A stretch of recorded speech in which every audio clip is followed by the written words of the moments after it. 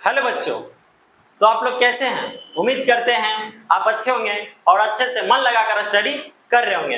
तो आइए आज हम लोग हिंदी व्याकरण के सेकेंड क्लास में चलने वाले हैं। इससे पहले हम लोग जान लेते हैं कि हिंदी व्याकरण के फर्स्ट क्लास में क्या क्या स्टडी किए थे। तो हम लोग सबसे पहले हिंदी व्याकरण के फर्स्ट टॉपिक यानी कि फर्स्ट चैप्टर की तरफ चले थे और स्टार्ट किए थे। फर्स्ट चैप्टर आपका क्या है? तो भाषा भाषा और व्याकरण था। क्या था? भाषा और व्याकरण। हिंदी व्याकरण के फर्स्ट चैप्टर आपका क्या क्या है? भाषा और व्याकरण, जिसमें से हम लोग फर्स्ट क्लास में भाषा का पूरा अध्ययन कर चुके हैं कि भाषा किसे कहते हैं, भाषा को कितने भागों में बांटा गया। उसके बाद हम लोग पढ़ चुके हैं कि जो हमारी भारत है वहां पर 114 प्रकार के भाषा टोटल बोला जाता है, जिसमें से आपको मात्र 22 भारत के संविधान में 22 भारतीय भाषाओं को मान्यता दिया गया है। उसके बाद हम लोग जाने थे कि सरकारी कामकाज में व्यवहार में लाई जाने वाले मुख्यतः दो भाषाएं थी, एक हिंदी और एक इंग्लिश। एक हिंदी और एक इंग्लिश। हम लोग 22 भाषाओं का नाम जान गए थे। यहाँ तक हम लोग स्टडी कर लिए थे फर्स्ट क्लास में। आज हम लोग सेकेंड क्लास में जानेंगे कि व्याकरण किसे कहते हैं। व्याकरण किसे कहते हैं? तो आइए हम लोग स्टार्ट करते हैं कि व्याकरण किसे कहते हैं। व्याकरण का अध्ययन करेंगे हम लोग। चलिए, हिंदी व्याकरण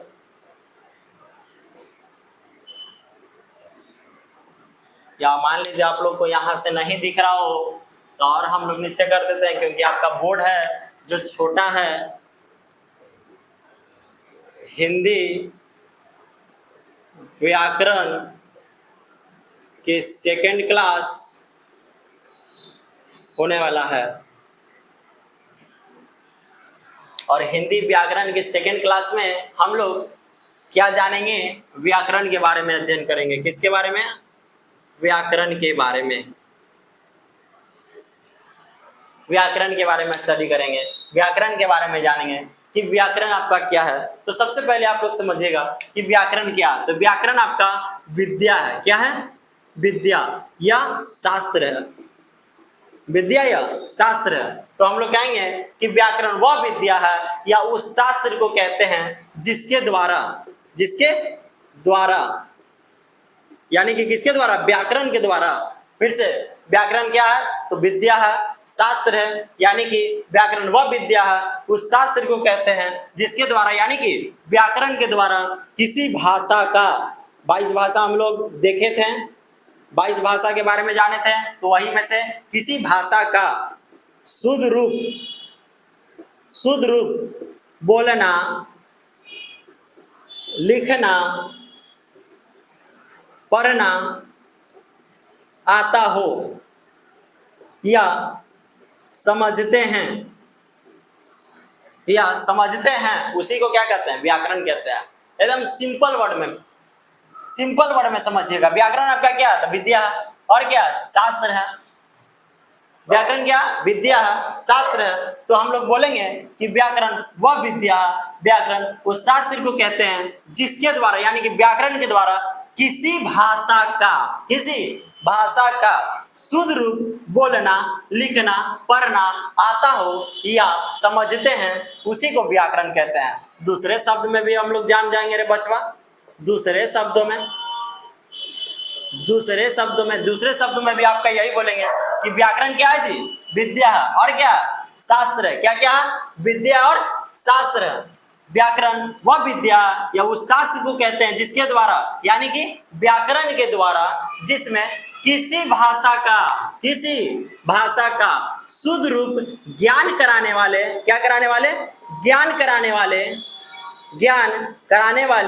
नियम बताए गए हैं।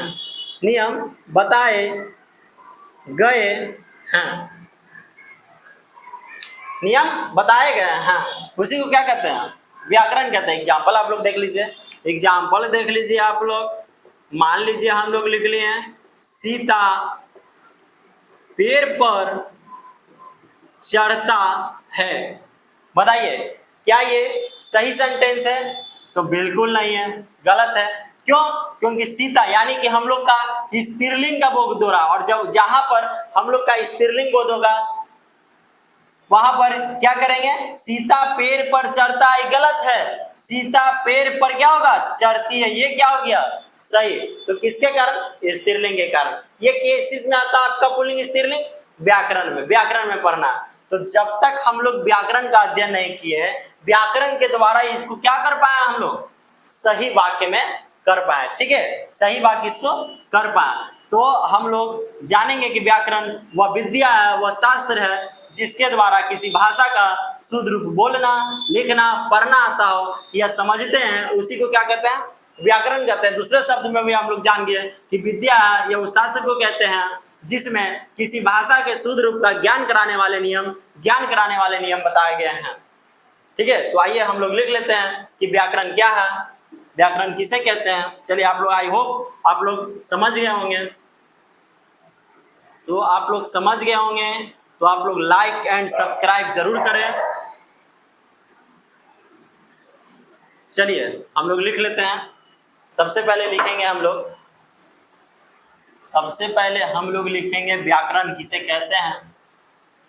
चलिए लिखेंगे कि व्याकरण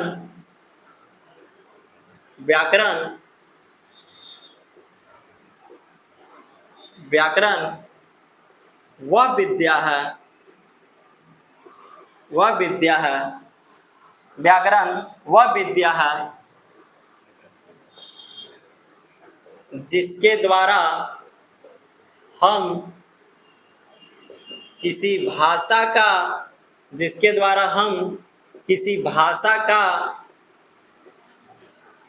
भाषा का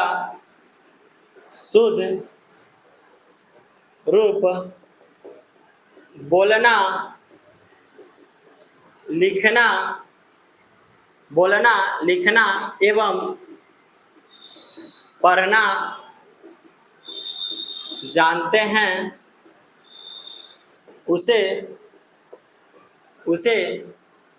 उसे व्याकरण कहते हैं। फिर से हम लोग देख लेंगे। व्याकरण वह विद्या है जिसके द्वारा हम किसी भाषा का शुद्ध रूप बोलना, लिखना एवं पढ़ना जानते हैं, उसे व्याकरण कहते हैं। दूसरे शब्द में हम लोग चलते हैं, दूसरे शब्द में भी लिख लेते हैं। दूसरे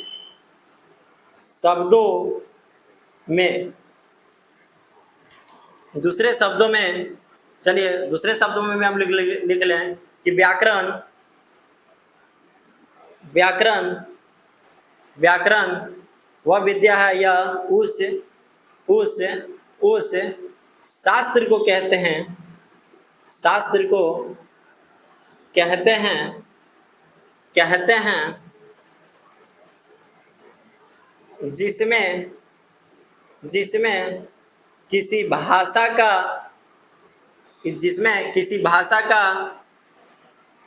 जिसमें किसी भाषा का शुद्ध रूप ज्ञान कराने वाले नियम बताए गए हैं।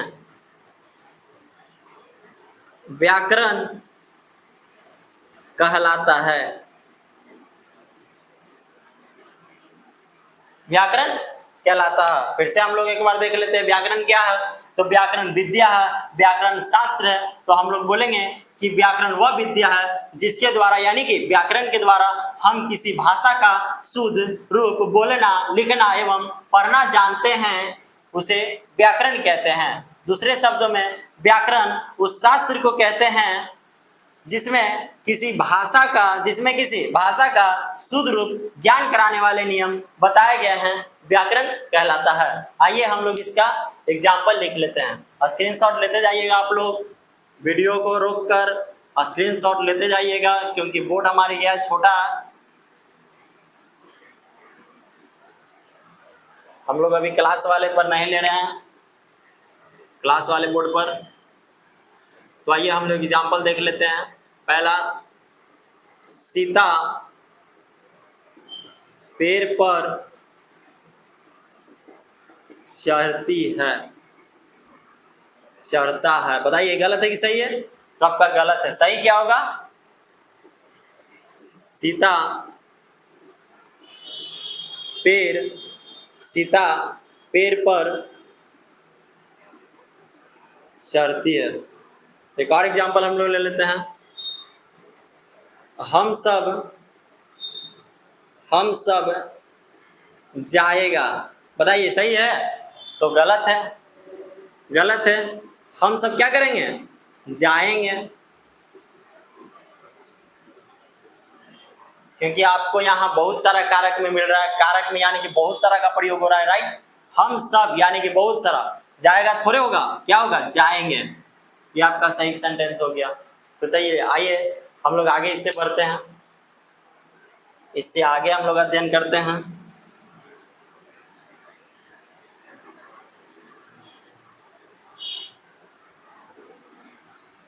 अब हम लोग व्याकरण के अंग देख लेंगे। क्या देख लेंगे? व्याकरण के अंग। व्याकरण के अंग। तो सुनिएगा, व्याकरण के जो आपका अंग हो वो कितने होते हैं? 4 होते हैं। कितने होते हैं? 4 होते हैं। तो हम लोग लिखेंगे कि व्याकरण के मुख्यतः 4 अंग होते हैं। 4 अंग होते हैं। पहला बताइए वर्ण विचार। पहला वर्ण विचार। दूसरा बताइए शब्द विचार। तीसरा हो जाएगा आपका पद विचार। और चौथा हो जाएगा वाक्य विचार। अभी हम लोग डिटेल से नहीं पढ़ेंगे, जब हम लोग वर्ण स्टार्ट करेंगे तब जानेंगे वर्ण के बारे में। जब हम लोग शब्द स्टार्ट करेंगे तब जानेंगे शब्द के विचार के बारे में। जब हम लोग पद स्टार्ट करेंगे तब पद विचार। और जब वाक्य स्टार्ट करें तो यानी कि वाक्य विचार। यानी कि आपका टोटल मिला के कहा जाए, कुल मिला के कहा जाए तो सब आपका अलग अलग टॉपिक हो गया। क्या हो गया? टॉपिक अलग अलग आपका चैप्टर हो गया। वर्ण विचार अलग टॉपिक है, शब्द विचार अलग टॉपिक है, पद विचार अलग टॉपिक है और वाक्य विचार अलग टॉपिक है। एक बार हम आपको बता देते हैं वर्ण विचार किसे कहते हैं। तो जिसका खंड या टुकड़ा ना किया जा सके उसी को क्या कहते हैं? वर्ण विचार कहते हैं। जिसका खंड या टुकड़ा ना किया जा सके उसे क्या कहते हैं? वर्ण विचार कहते हैं। जैसे में अ, आ, ई, उ ये सब हो गया। उसके बाद शब्द, तो वर्णों के समूह को क्या कहते हैं? शब्द विचार। जो वर्ण से मिलकर, वर्णों के समूह से मिलकर जो बनता है उसी को क्या कहते हैं? शब्द विचार। जैसे में मान लीजिए बन गया क म ल। बताइए ये सब वर्ण है, तीनों वर्ण है। आइए वर्णों के समूह से, यानी कि वर्णों के समूह मतलब एक होता है कि बहुत सारा से मिलकर ही बना है, उसी को क्या कहते हैं? शब्द विचार। आगे हम लोग पद विचार। तो इसमें हम पद भेद, पद रूपांतरण एवं उनके प्रयोग आदि का विचार करेंगे। ठीक है, आदि का विचार करेंगे। इसमें हम लोग जो बहुत सारा शब्दों को मिलाकर बनता है उसको क्या कहते हैं? वाक्य विचार। जैसे में मान लीजिए कि सब घूमने जाते हैं, ये क्या है? आपका वाक्य विचार है। तो ये आपका बहुत सारा शब्द मिलकर बना, उसी को क्या कहते हैं? वाक्य विचार। तो हम लोग जब एक एक करके पढ़ेंगे तो डीपली पढ़ेंगे। अभी हम लोग सिर्फ जानेंगे कि व्याकरण के 4 मुख्य अंग होते हैं: वर्ण विचार, शब्द विचार, पद विचार और वाक्य विचार। चलिए आइए, हम आप लोग का व्याकरण हो गया समाप्त। आपका व्याकरण यहां तक ही था अभी आपको बेसिक में। उसके बाद हम लोग बेसिक पढ़ लेते हैं लिपि के बारे में। क्या पढ़ेंगे? लिपि। तो आप लोग सबसे पहले जानिएगा कि लिपि है क्या। तो लिपि का आपका अर्थ होता है बचवा, लिपि का आपका अर्थ होता है लिपना या पोतना। फिर से देखोगे लिपि का अर्थ क्या होता है? लिपना या पोतना, लिपि का अर्थ लिपना या पोतना, लिपि का अर्थ लिपना या पोतना। लिपना मतलब होता है लिखना, अब पोतना मतलब बोलना या पढ़ना।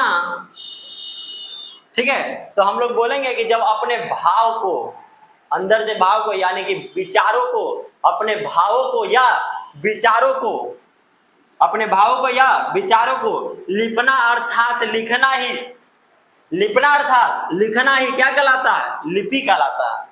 क्या कहलाता है? लिपि कहलाता है। फिर से, लिपि का अर्थ क्या होता है? लिपना या पोतना। अपने भावों या विचारों का लिपना अथवा लिखना ही लिपि कहलाता है। अब सॉरी बच्चों, आप लोग का थोड़ा सा लाइट चला गया था, इसलिए वीडियो पॉज हो गई थी, इसलिए वीडियो क्या हो गई थी? पॉज हो गई थी। तो आइए हम लोग जान रहे थे किसके बारे में? लिपि के बारे में, लिपि के बारे में अध्ययन कर रहे थे। चलिए समझते हैं। लिपि किसे कहते हैं? लिपि क्या है? तो आपका लिपि का जो अर्थ होता है बचवा, लिपि का अर्थ होता है वो होता है आपका लिपना या पोतना।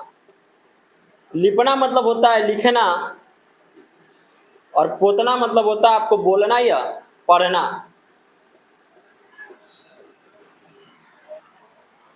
यानी कि आप लोग का लिपि का अर्थ क्या होता है? लिपना या पोतना। और लिपना का मतलब लिखना, पोतना का मतलब बोलना या पढ़ना। यानी कि अपने भाव को, अपने विचार को लिपना अर्थात लिखना ही क्या कहलाता है? लिपि कहलाता है। फिर से एक बार देखिएगा, फिर से देखिएगा कि लिपि का अर्थ लिपना या पोतना है, जिसमें अपने भाव या विचारों का लिपना अर्थात लिखना ही क्या कहलाता है?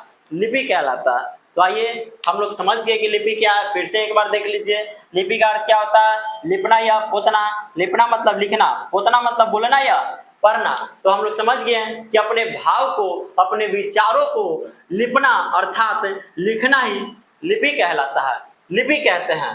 ठीक है, तो चलिए हम लोग लिख लेते हैं कि लिपि क्या है, लिख लेते हैं अच्छा से।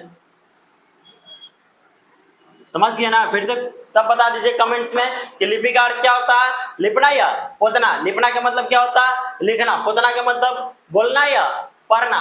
तो हम लोग जान गए कि अपने भाव को, विचार को लिपना अर्थात लिखना ही क्या कहलाता है? लिपि कहलाता है। तो चलिए आइए हम लोग लिख लेते हैं लिपि क्या है। लिपि, तो लिपि का अर्थ, लिपि का अर्थ लिपना या पोतना है,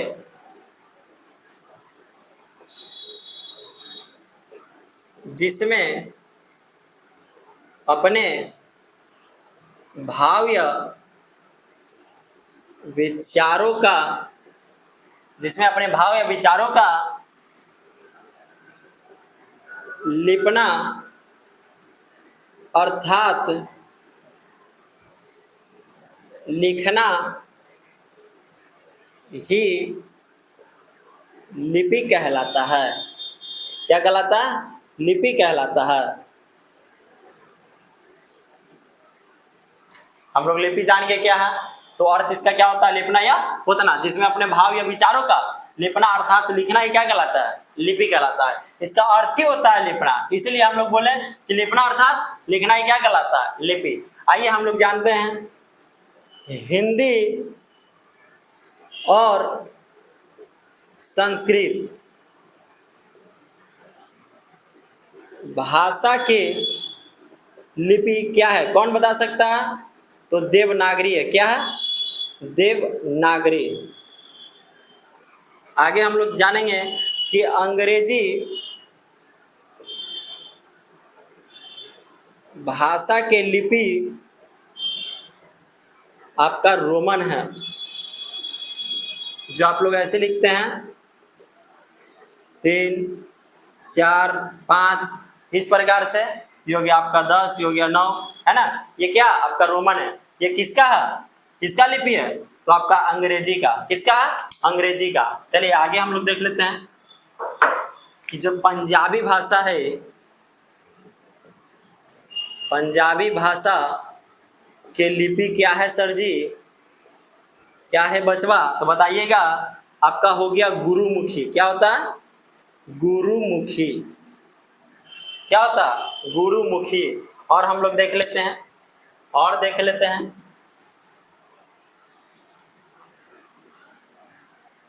और देख लेते हैं।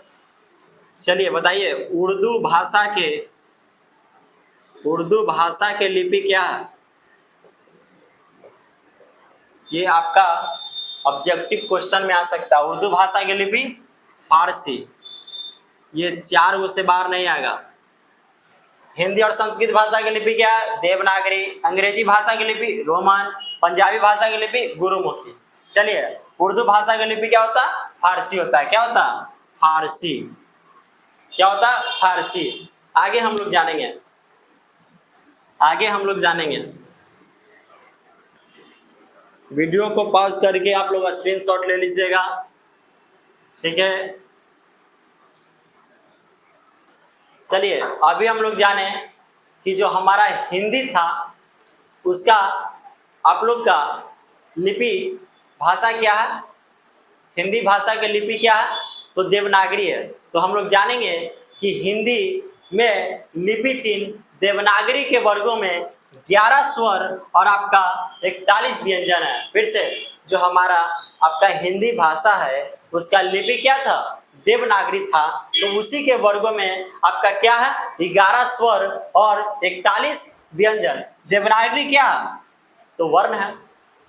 एक 11 स्वर है और 41 व्यंजन है। तो वही हम लोग लिख रहे हैं। चलिए लिख लीजिए आप लोग भी कि जो हमारा हिंदी है, हिंदी में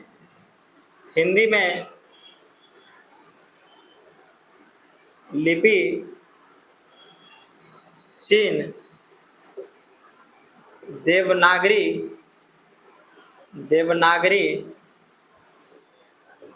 के वर्गों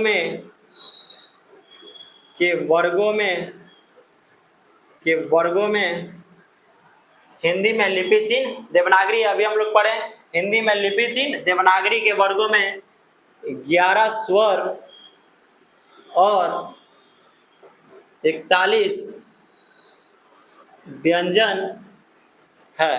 11 स्वर और 41 व्यंजन है। 41 व्यंजन है। आइए हम लोग आगे समझ जाते हैं, आगे समझते हैं कि जो आपका ये आप लोग सब जानते हैं। चलिए, सबसे पहले, इससे पहले और एक चीज जान जाते हैं। जो आपका ये देवनागरी है सर जी, देवनागरी है। क्या है? देवनागरी है। वो 2 चीजों से मिलकर बना है। क्या क्या? एक आपका हो गया स्वर और एक आपका हो गया व्यंजन। देवनागरी 2 चीजों से मिलकर, एक स्वर और व्यंजन। ये किसके आधार पर? वर्ण के आधार पर। देवनागरी क्या है? तो वर्ण, स्वर और व्यंजन। स्वर कितना होता है? 11, अभी बताएं सर जी। और व्यंजन आपका, ऐसे आप अगर सामान्य में बोले,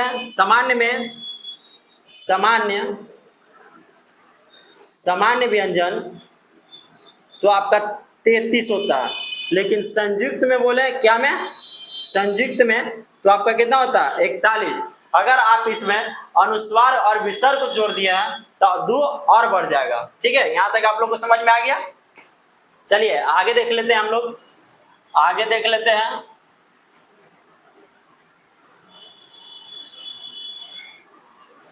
आप लोग जानते हैं या ना भी जानते हैं तो हम लोग आगे वर्ण में पढ़ेंगे कि स्वर किसे कहते हैं, व्यंजन किसे कहते हैं। तो स्वर किसे कहते हैं? जिसमें किसी दूसरे वर्ण की सहायता ना ली जाए, आवश्यकता नहीं पड़ती है, उसे स्वर वर्ण। और व्यंजन वर्ण किसी दूसरे वर्ण की सहायता, यानी कि स्वर वर्ण की सहायता क्या करता हो? लेनी पड़ी, उसे क्या कहते हैं? व्यंजन वर्ण। स्वर वर्ण 11 को, आ ई उ आप जानते हैं, औ तक, और आपका क ख ग घ अंगा क्या हो जाता? व्यंजन वर्ण हो जाता। तो इसी में हम लोग मात्रा में पढ़ लेते हैं कि जो आपका व्यंजन वर्ण है, बताइए ये व्यंजन वर्ण है कि स्वर वर्ण? तो व्यंजन वर्ण। जो आपका व्यंजन वर्ण है, अगर इसमें स्वर वर्ण को, जो व्यंजन वर्ण है अगर इसमें स्वर वर्ण को जोड़ दे, स्वर वर्ण को क्या कर दे? जोड़ दो। और जो आपका मात्रा है, जो आपका स्वर का रूप है, उसी को क्या कहते हैं? मात्रा कहते हैं। क्या कहते हैं? मात्रा। फिर से आप लोग देख लीजिएगा, फिर से देख लोगे, फिर से देख लीजिएगा, जो आपका व्यंजन है, क्या है? व्यंजन। अगर उसमें हम लोग स्वर्ण को, क्या को? स्वर को संयोग कर देते हैं, जोड़ देते हैं, और जो स्वर का रूप होता है, क्या होता है? रूप, उसी को हम लोग मात्रा कहते हैं। क्या कहते हैं? मात्रा। क्या कहते हैं? मात्रा। फिर से देख लीजिएगा, ख भी आपका क्या है? व्यंजन है। मान लीजिए इसमें क्या किए हम लोग? स्वर को संयोग कर दिए। संयोग मतलब क्या होता है? जोड़ना होता है। व्यंजन वर्ण है, उसमें स्वर वर्ण को जोड़ दिए, यानी कि संयोग कर दिए। जो स्वर का आपका, यानी कि ये स्वर है, क्या है? स्वर है। जो आपका स्वर का रूप होता है, क्या होता है? रूप, उसी को क्या कहते हैं? मात्रा कहते हैं। क्या कहते हैं? मात्रा कहते हैं। मान लीजिए ग भी आपका क्या? ग क्या है सर जी? तो आपका व्यंजन है, इसमें आप किस चीज को जोड़ दिए? स्वर को जोड़ दिए। और जो आप स्वर के जोड़े, इसी का जो रूप है वो क्या कहलाता है? मात्रा। तो चलिए हम लोग लिख लेते हैं हम लोग। समझने में अगर प्रॉब्लम हो तो आप कमेंट्स में बता सकते हैं। तो हम लोग लिखेंगे कि व्यंजन के साथ स्वर का या स्वर वर्ण का संयोग मतलब क्या होता है? अभी बताएं, जोड़ना। संयोग होने पर स्वर का जो रूप होता है उसे मात्रा कहते हैं। क्या कहते हैं? मात्रा कहते हैं। चलिए एग्जाम्पल हम लोग समझ लेंगे। एग्जाम्पल एक बार और समझा देते हैं। बताइए क्या है? व्यंजन है। ये क्या है? व्यंजन है। पूरा का क्या है? व्यंजन है।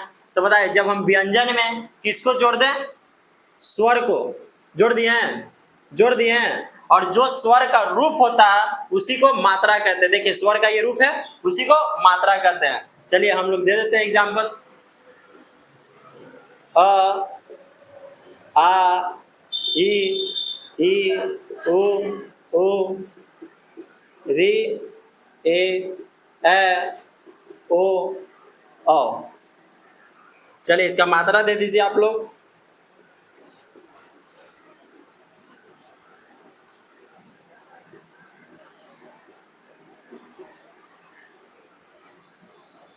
क, का, की, कु, के, कै, कु, कौ। आप लोग का एग्जाम्पल हो गया। देखिए सब क्या है? सब व्यंजन है, और इसमें आपका क्या जोड़ दिया गया? स्वर जोड़ दिया। जो स्वर का रूप हो गया वही क्या हो गया? आपका मात्रा। ठीक है, तो आज की क्लास आप लोग को यहीं तक रहेगी। इससे आगे हम लोग नेक्स्ट क्लास में स्टार्ट करेंगे, वर्ण के बारे में पढ़ेंगे। किसके बारे में? वर्ण स्टार्ट करने वाले हैं नेक्स्ट क्लास में। तो अगर आप लोग को अच्छा लगा होगा क्लास, तो आप लोग मेरे चैनल को सब्सक्राइब, लाइक एंड कमेंट में जरूर बताएं कि क्लास आपको कैसी लगी, और बेल आइकन को दबाना ना भूलें। धन्यवाद।